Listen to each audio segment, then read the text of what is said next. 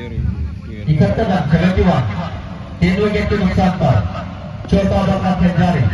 इस ओवर के बाद एक ओवर का खेल बाकी रह जाएगा पहले इनिंग्स की। और फिर फुलटॉस में भागे जाते हुए सीधे बॉलर की घर के ऊपर से शानदार छक्का। कन्हैया की बेस से निकालने वाला ये 9वीं छक्का।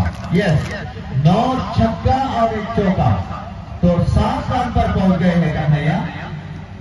फुल रन क्लब को पहुंच गया 77 रन।